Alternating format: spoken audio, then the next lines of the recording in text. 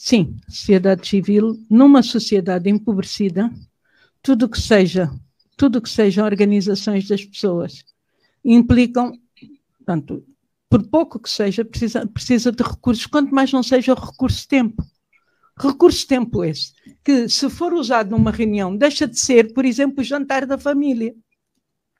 A gente também tem que entender isso. Numa sociedade empobrecida, em que não há a semelhança do que há para... Porque vamos ver, sociedade civil o que é? É a cidadania organizada politicamente.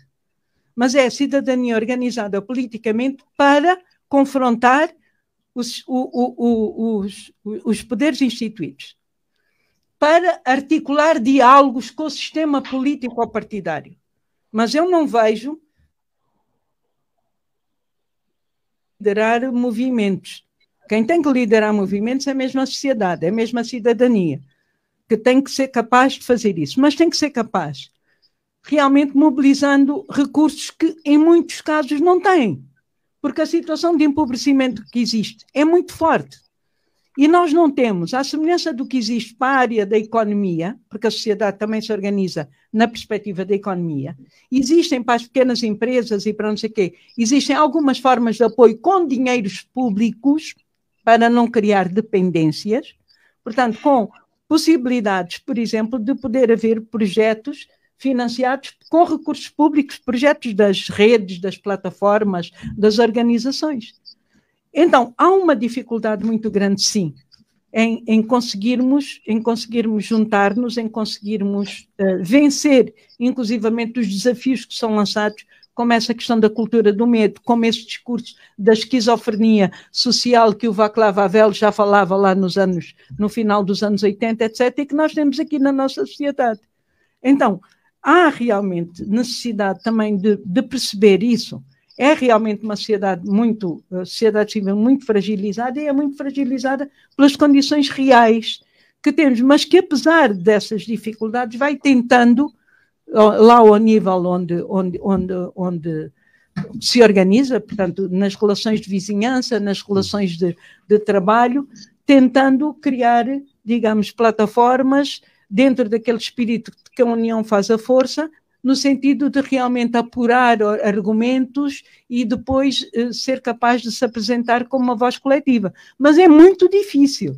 E numa sociedade como a nossa, tudo que tem a ver com coletivismo é muito contrariado por um dia-a-dia. Deixe-me só, Tina, partilhar um facto. Eu acho que é de interesse público. Eu estou afeto à 7ª Comissão, por exemplo, não é? A 7ª Comissão, que responde pelas questões de cultura, assuntos religiosos, comunicação social, juventude e desporto. E no ano passado, nós conseguimos mobilizar um conjunto de ações de parceria, não é, positivas, por exemplo, com vários parceiros sociais que surtiram na retirada por parte do MPLA num conjunto de dispositivos legais, nomeadamente propostas de leis sobre o estatuto da própria ERCA, enfim, a lei do jornalismo, não é? Dos jornalistas. Portanto, foram iniciativas, não é, coordenadas que o MPLA retirou pura e simplesmente essas propostas que já tinham passado até na generalidade. Portanto, há pequeninos ganhos, sim, que vão sendo conquistados no quadro da nossa luta dentro das instituições. Foi assim a proposta que nós sufragamos, não é? Após os resultados das eleições passadas. E muito mais pode ser feito ainda. E isto que pode ser feito depende deste processo permanente de construção da ponte com vários autores, não é? E se estamos a falar de riscos ou ameaças híbridas, as nossas respostas a essas ameaças têm de ser pluridimensionais ou multidimensionais. Vou dar um exemplo. Estiveram em dezembro do ano passado, em discussão do Orçamento Geral do Estado, entidades religiosas na nossa comissão a debater. E muitas delas queixavam-se de um simples facto, que o governo executivo estava a tratar algumas organizações religiosas como filhas e outras como enteadas. E qual era a razão? Algumas eram merecedoras de fatias do Orçamento Geral do Estado, ao passo que as outras não eram contempladas, apesar da grande abrangência dos seus programas sociais, por exemplo, cozinhas comunitárias e por aí fora. E muitos também diziam que comandam números elevados de fiéis, na ordem dos milhões. Portanto, e foi dito a eles que a realidade do Orçamento Geral do Estado é incipiente estruturalmente. Porquê? Nós sabemos que apenas 40% das verbas que aumentadas é que vão ser, digamos assim, para as despesas, não é? Corrente do próprio Estado, ou 60% avaliado em 14,5 bilhões de kwanza é para pagamentos e encargos com a dívida interna e externa. Yeah. E nunca houve sequer um processo de auditoria independente e imparcial da dívida. Eu disse, meus senhores, já que vocês comandam milhões de fiéis, que tal mobilizar esses fiéis para a rua para exigir, não é? Exigir mais transparência. Até aqui, passou-se dezembro, não estou a ver ação nenhuma. Mais uma vez, não é? Aqui a questão de que não é que nós, a oposição, não estejamos a fazer o nosso papel, estamos a fazer o nosso papel, sim, e o processo de consulta com os parceiros sociais em torno desta proposta de lei é um sinal, digamos assim, eloquente do nosso compromisso com a sociedade civil. Do nosso compromisso. Sim, mas a igreja não é sociedade civil. Igreja é igreja. Sociedade civil é outra coisa. Não, mas Paulo, não, é bom a gente ver. A igreja é uma instituição que organiza-se hierarquicamente como o Estado. Eu estou a falar de parceiros sociais. Ok. Não é? Estou a falar de parceiros sociais. É só para a gente distinguir. Portanto, parceiros sociais. Enfim, são questões, são, digamos assim, já peculiaridades, não é? Apenas epistemológicas, não é? Que não podem ser colocadas como casulo a toda a cabeça e vontade, não é? São perspectivas. Mas, de qualquer das formas, o que queremos dizer aqui é a necessidade de fazermos uma coligação para a mudança. Não é? A mudança não é ilusória, pode acontecer. Pode. Eu acredito, senão não estava aqui. Meus senhores, eu vou agradecer a vossa presença. Em princípio, para este tema, colocamos um ponto final. Temos mais 20 minutos para refletir um pouco em torno das declarações do secretário para a informação do MPLA e concedeu esta semana uma entrevista ao Café da Manhã, da Luanda Antena Comercial, e dentre as questões estruturantes que terá elencado, do nosso ponto de vista, prende-se com o facto de ter referido que o país não era do MPLA, primeira nota. A segunda era de que o debate sobre as questões estruturantes que não devessem se cingir entre os partidos, que fosse estendida à sociedade. Bom, não precisamos de uma outorga dessa natureza, de todo modo, vindo do secretário para a informação do MPLA, é relevante.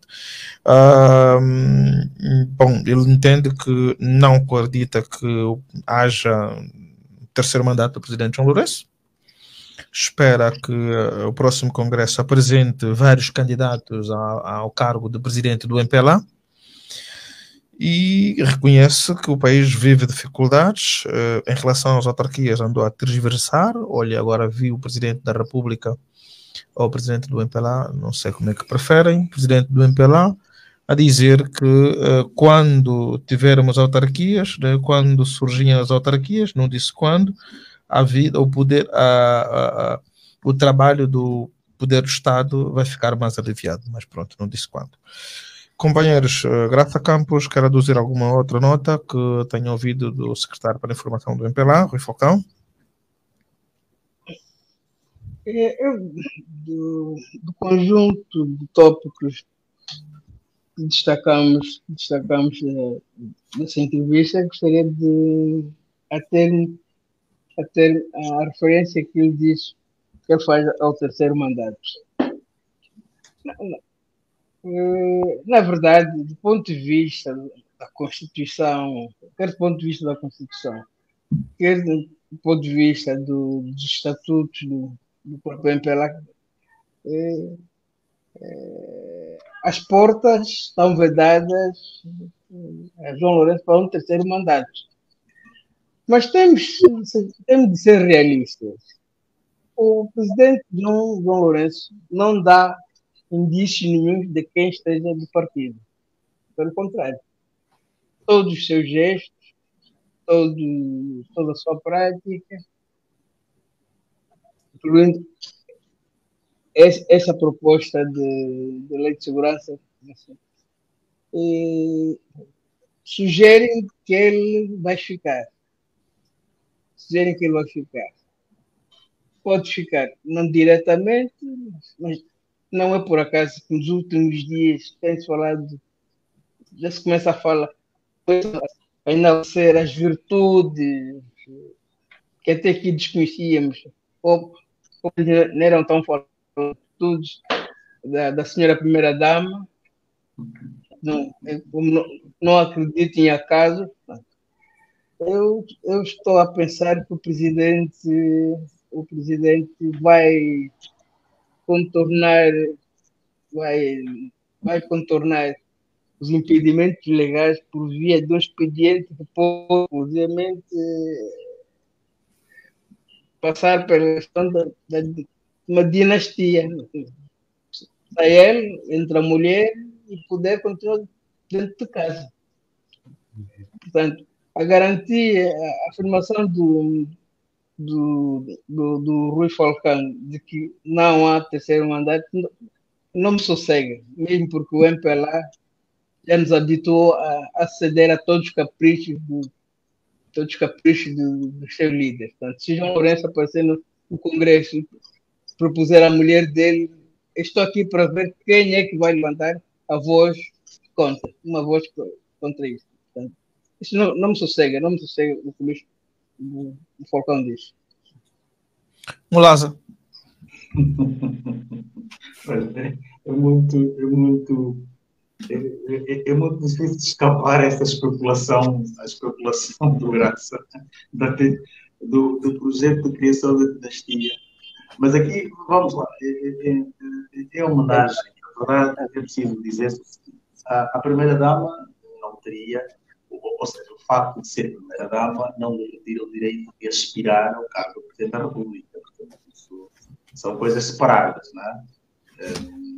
Ela pode, efetivamente, é um quadro, penso eu, sobretudo em relação às senhoras, é um dos quadros de maior relevância neste momento também falar, com a trajetória, com o recurso, etc. Portanto, ela teria o direito constitucional de aspirar, naturalmente, tem o direito de aspirar. Agora, é evidente que o lado da preocupação, e aqui eu percebo graça, é que uma eventual substituição de João Lourenço pela mulher implicaria a manutenção do mesmo. Não é? Porque se no passado nós vimos, na transição entre José dos Santos e João Lourenço, uma suposta tentativa de mudança de algumas coisas, não é? Porque João Lourenço poderia matar o pai, salvo aqui a expressão.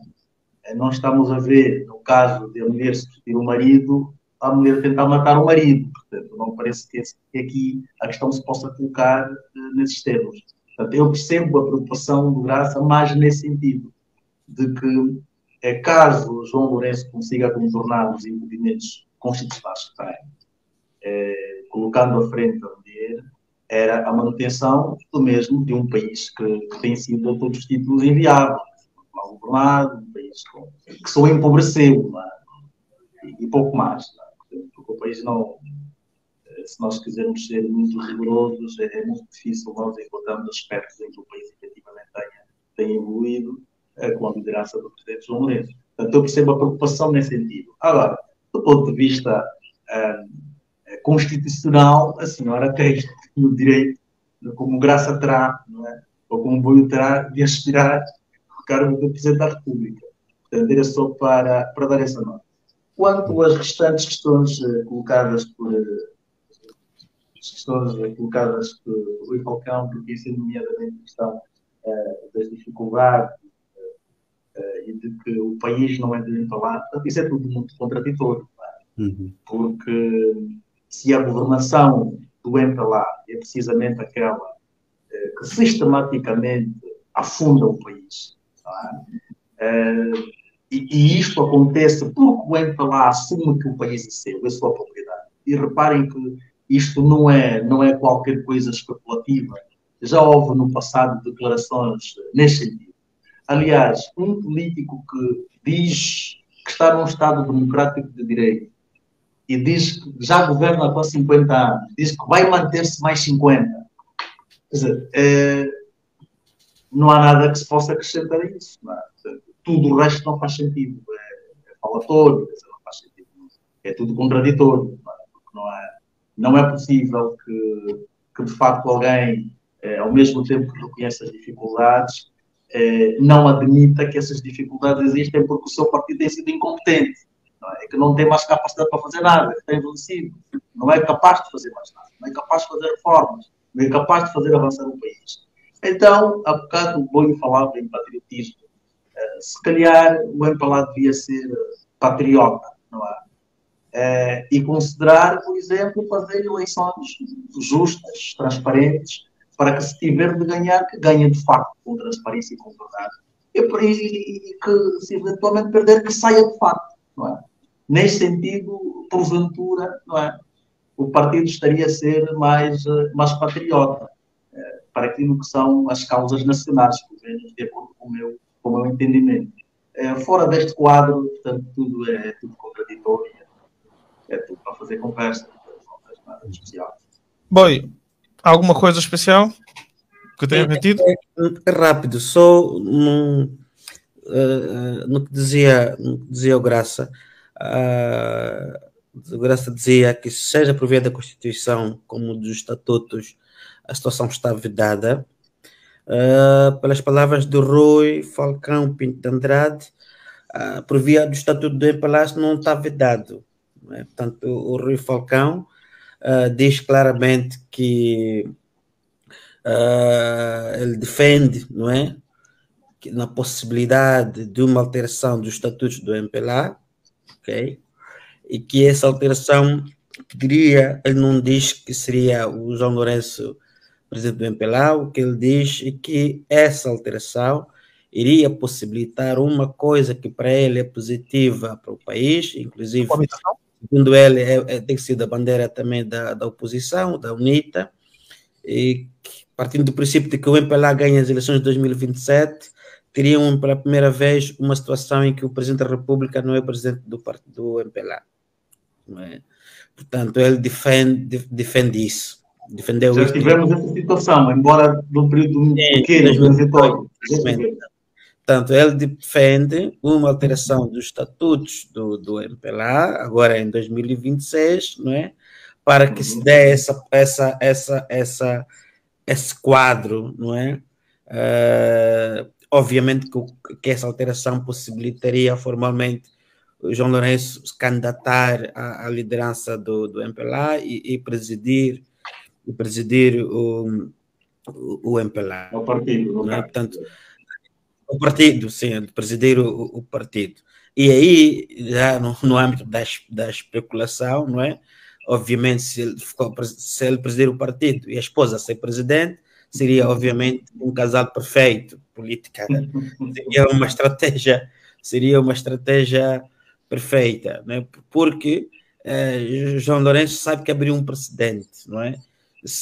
Acho que uma das suas maiores e mais complicadas decisões será, no caso dele abdicar do terceiro mandato, será a escolha do seu sucessor, não é? Eu penso que João Lourenço terá politicamente um dos maiores cuidados, não é?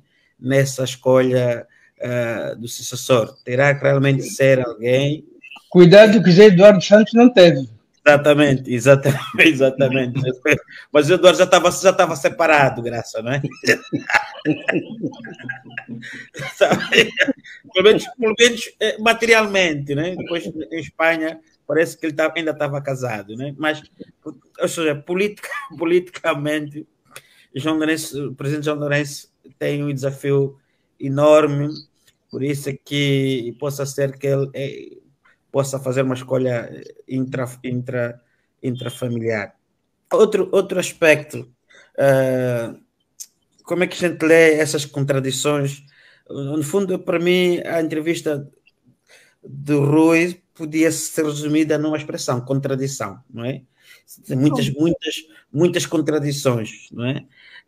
Mas talvez nós possamos enquadrar isso em processo de liberalização, isto é, o MPLA, apesar de todo o seu caráter autoritário, não é, como nós dissemos na discussão anterior, tem uma necessidade de liberalizar algumas coisas, não é? Dar assim algumas pequenas cedências, não é? E quem chegasse de mártir e caísse em Angola, não é?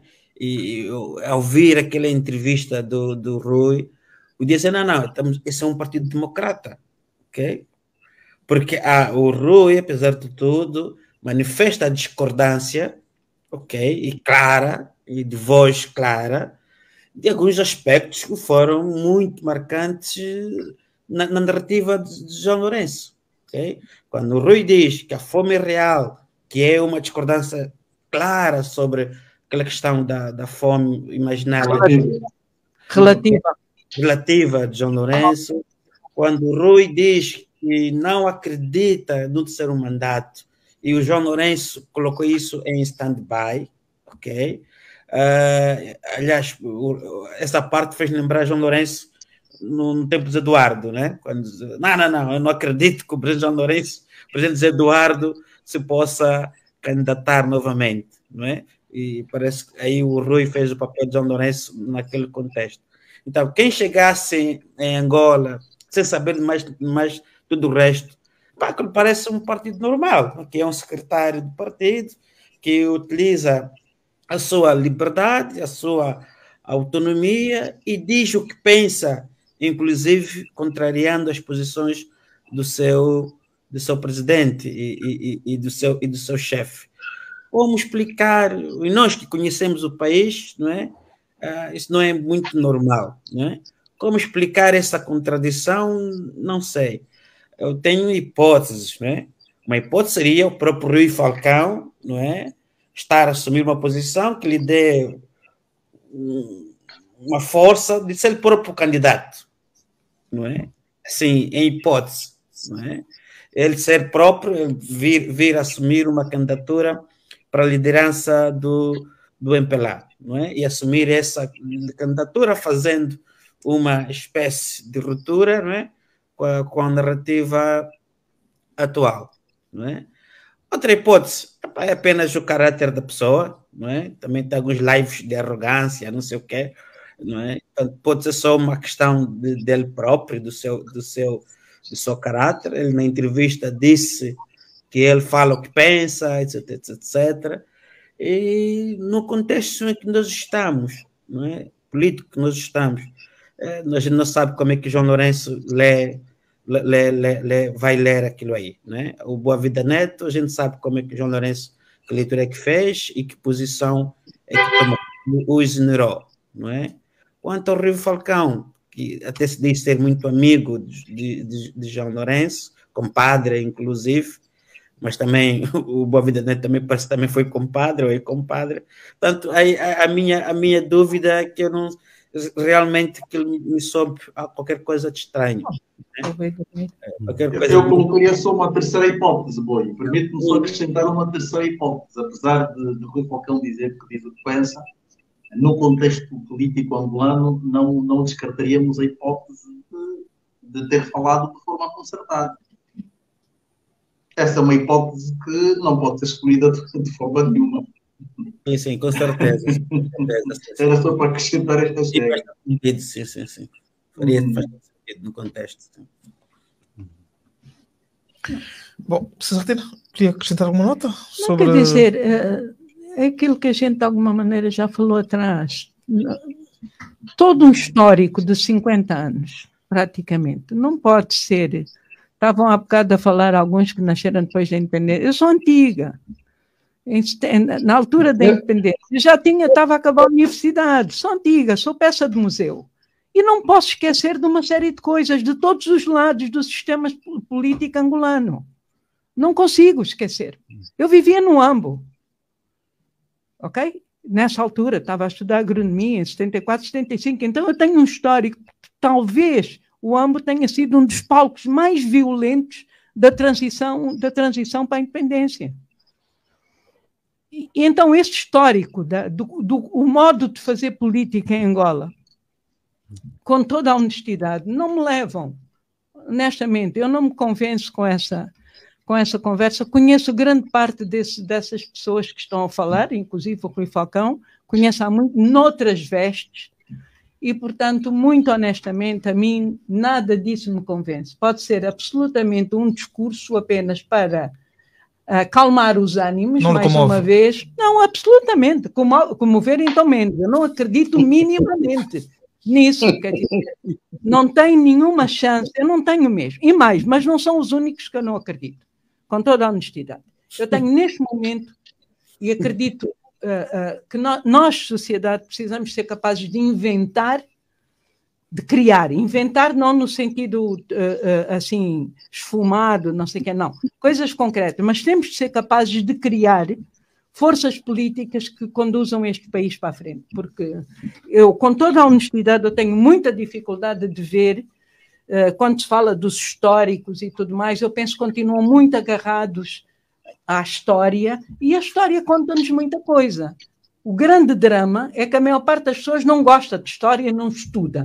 E os que estudam têm que ver o resultado daqueles que não estudam e do que eles fazem.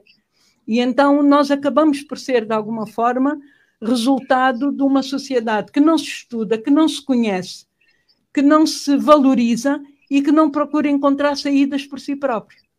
Que não estão a menosprezar uma série de iniciativas, nomeadamente aquilo que estão a procurar fazer, mas há passivos muito fortes que precisam de ser assumidos por todos os atores do sistema político, para que realmente ganhem credibilidade, para que realmente, digamos, a questão do perdão, Angola tem uma história que precisa de ser tratada com seriedade de todos os pontos de vista, de todos os lados envolvidos.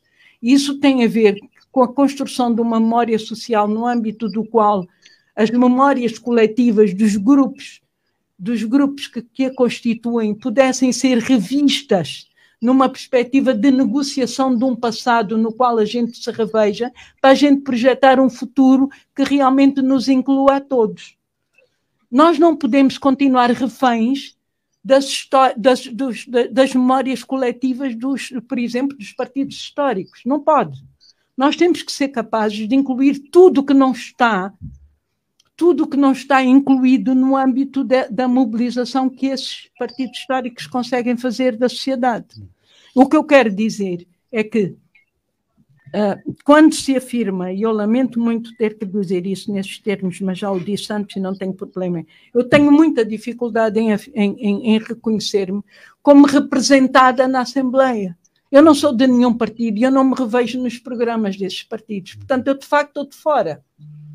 Eu de facto não tenho lá um espaço de independência como existe noutros países, de candidatos independentes que possam estar ali realmente representando a cidadania. Mas temos ativistas e outros a integrarem? Ligados com... Eu sei, o próprio Paulo está aqui, Paulo, a gente já teve atividades noutras áreas, mas eu pessoalmente tenho dificuldade em ver isso. Eu preferia ter um espaço de candidaturas independentes mesmo, candidaturas independentes que se construíssem a partir da sociedade e que procurassem lá dentro criar também esse nicho para forças que não estão relacionadas com o partido, porque o grande objetivo do partido é ou preservar o poder ou lutar pelo poder. Essa é a lógica dos sistemas políticos partidários. Nós, na sociedade civil, o nosso objetivo é influenciar, fazer ouvir a nossa... lutar por alcançar determinados objetivos pelos quais estamos a lutar e depois refazer as nossas agendas em função daquilo que tiver sido conseguido e outras coisas que haja para o fazer, para o conseguir. Então, eu realmente tenho alguma dificuldade em ver isso, porque eu penso que as lógicas, como há bocado eu dizia ao Paulo, uma coisa, a igreja são parceiros sociais, mas não são sociedade civil. Eles próprios, no meu estudo de tese, As próprias entidades religiosas que consultei, foram várias em Luanda, Malanje e Bengala, eles próprios dizem, não, nós somos instituições organizadas numa outra lógica. Mas não sendo... Teixeira, por favor. A tua indulgência para o seguinte. Muito provavelmente no próximo programa refletiremos sobre os programas políticos que a UNITA e o MPLA estão a apresentar hoje. Não sei se teremos ou não a presença da Cisaltina. Eu não posso. Mas, então, por causa disso, gostava de fazer uma pequena provocação. Como acaba de dizer que em 75 já estava terminando os estudos universitários, eu quero lhe confrontar com uma afirmação feita hoje pelo presidente do MPLA. Segundo a qual, em 50 anos, o MPLA fez muito mais do que o colono em 500 anos. E eu quero lembrar que no dia 21, não sei, já não lembro se foi no dia, mas foi em fevereiro de 2021. O Bureau Político do MPLA disse que o governo não podia construir não podia desbater em 40 e poucos anos de independência as assimetrias que o colono criou em 400 e tal anos. Agora hoje vem o presidente do MPLA dizer que em 50 anos o MPLA fez mais do que o colono fez em 500 anos. Como é que a Cisaltina interpreta essas contradições? Olha, Graça Campos, eu não vou poder estar aqui na próxima semana porque nós, em princípio, como eu já há pouco falei, temos um encontro regional com respondentes ao estudo da região leste, portanto, as 4 províncias, Lundas, Mochico e Malanje. Gostaria muito, mas até porque eu gosto muito de rádio. Bem, mas tem aqui uma coisa. Graça, essa provocação é muito complicada, sabe porquê? Não dá para a gente comparar, a gente não pode comparar a situação colonial, ser cidadão de segunda, ser destituído da possibilidade de exercer o seu direito. Eu sou filha de um indivíduo que se afirmava anarcossindicalista, que veio para Angola na condição de deportado e que sempre lutou pela causa da independência e que muito cedo nos avisou que gostaria que nós conhecêssemos bem lá. Foi a primeira pessoa que eu ouvi a referir-se à metrópole como lá, como agora aqui em Angola se repete a torto e a direito, lá. E pressupõe-se que todo mundo saiba que se está a falar de Portugal. O meu pai tentou mostrar-nos desde pequenos o que era a realidade daquele país. E depois dizia-nos assim, mais cedo ou mais tarde vocês vão ter de escolher entre o vosso país e lá. E eu quero que vocês façam uma escolha consciente. Pronto. Esse foi o ambiente em que eu cresci. A minha casa era a única, na rua, que não abria a porta ao padre na Páscoa. A única, na rua. Porque havia uma procissão que passava na cidade e em princípio punham flores e abriam coisa. Então, eu cresci na cidade do Ambo, nasci aqui, mas cresci na cidade do Ambo, nesse ambiente. Portanto, fora da igreja e contra o regime. E dentro dessa questão de questionar, de se falar em casa. Então, desde muito cedo que estava, por exemplo, mesmo nos nossos programas de rádio, já no liceu, a gente estava sempre com o programa sancionado, com a censura lá do Alexandre Caratão, do Rádio Clube do Ambo. O programa da universidade designava-se Angola, como é que ele chamava? Construção, e tinha a música do Caetano Veloso do Chico Buarque, Construção. E depois, inclusive, eu dei voz à Angola Combatente do Ambo, porque na altura eu realmente acreditava que era alguma coisa relativamente à qual valia lutar. Agora, nós não podemos esquecer o seguinte: a situação colonial foi uma situação que marcou toda a gente. E marcou toda a gente dentro do pior do que pode haver nas relações humanas. Tanto do ponto de vista da escravidão, quanto do ponto de vista do anulamento, da criação de entidades, das etnias, dos grupos, daquela coisa toda que foi criada para criar uma possibilidade de dominação. Falam de descobrimentos, não são descobrimentos. Quando muito foram encontros, as sociedades, os reinos, as nações aqui existiam, tinham as suas estruturas. por força de uma desigualdade muito grande de condições e de meios, foram conquistadas e foram anexadas e foram dentro da lógica mundial também. A Conferência de Berlim, nós não podemos esquecer-nos do papel que teve, etc, etc. A minha questão é a seguinte, e eu às vezes tenho feito essa análise, que é a seguinte: não foram, durante estes 50 anos, não foram corrigidas, não houve o mínimo de preocupação de corrigir, apesar dos discursos, de corrigir as inúmeras distorções do ponto de vista social, do ponto de vista político e do ponto de vista económico que foram introduzidas nas sociedades que hoje integram o território que é Angola. Portanto, para mim, a construção, aquilo que estava nos programas dos partidos, e particularmente o que eu me lembro no programa do MPLA, de construção, de haver um referendo e de haver, digamos, a participação das pessoas na construção de um Estado em que todos pudessem incluir-se, isso não foi feito. Isso é algo que nós devemos cobrar, ainda hoje. Agora, se vocês me perguntarem se eu alguma vez vi, no período colonial, apesar de toda a destituição,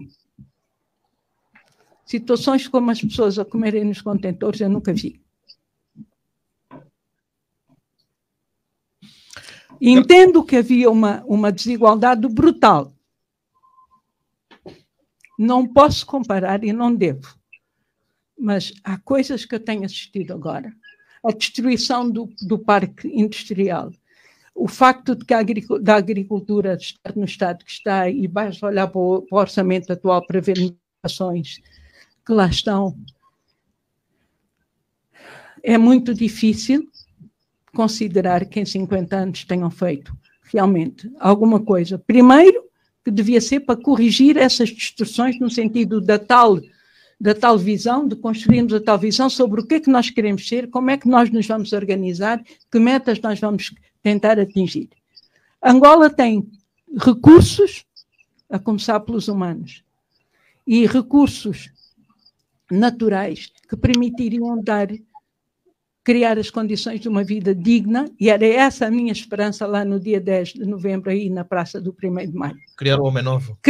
Não, qual homem novo? Isso é discurso. Não é. Não, era criar as condições para todos os angolanos e aqueles que quisessem aqui estar, pudessem ter uma vida digna e poderem viver a vida do jeito que escolhessem viver. E isso não aconteceu até agora.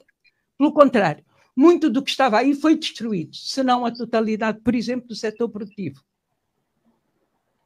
Escolheu-se a coalizão que conduziu à independência e que tinha os camponeses, é bom lembrar disso, não só como carne para canhão, como as informações, como logística.